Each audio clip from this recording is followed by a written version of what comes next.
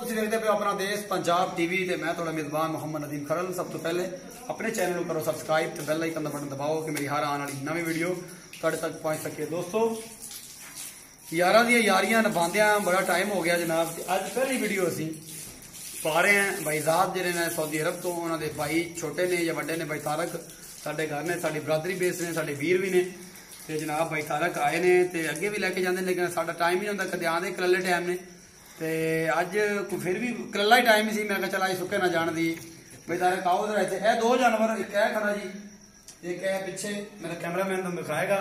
Cameraman भी मेरा भरा है, जिन्होंने कैमरामैन भी नहीं आख सकते। ए दोका मझ है जी, ए निक्के सिंघां वाली बिल्कुल थले सड़की खड़ी जंगल जो आई, पता नहीं क्या मझ ते क्या मझ। ए दो मझां इन्होंने खरीदियां साडे तो, अगे भी कई बारी माल माशाल्लाह खरीदिया ते भाई तारक आ गए नहीं। भाई तारक को पुछ लेने कि भाई तारक इत्थे आओ जरा। हसना नहीं है क्योंकि अज भरावां दी यारियां जिहड़ियां ना। तारक भाई किवें लगदा साडे को आके? बड़े दिन तो माशाल्लाह आ रहे तुसीं ते रूटीन अलहमदुलिल्लाह को थानू साडे च कोई फर्क तो नहीं बरादरी च फील किया है? तो खरलियां दोनों घर ही, लेकिन ये किवें महसूस किया इत्थे आके? घर अपना लगदा या मतलब इवें लगदा कि किसी व्यापारी को गए? नहीं अपना घर माल उच्चा बोलो, कोई नहीं गोली क्या आ रही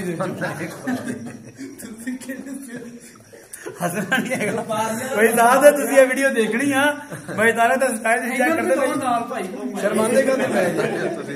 अच्छा सब ठीक ठाक है, ओके दी रिपोर्ट है ना? बिल्कुल हुण लगदा बोलिया नहीं जांदा पिया।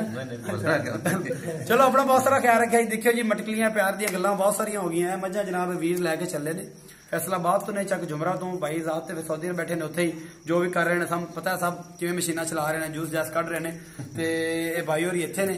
ये चक जुमरा भाई ना अपना फैसलाबाद चक जुमरे दे नाल कोई होर गाह बे जी बे जी आरबी 137 आरबी तो हैगे ने जनाब ते इन्होंने मझां लैके जा रहे हैं। अपना बहुत सारा ख्याल रखला पहले नसीबां च करन तो असीं अपना ख्याल रखिया जी। वीडियो शेयर जरूर कमेंट जरूर करिया जे भाई जात तुसीं जरूर करिया जे। अल्लाह दी के बान।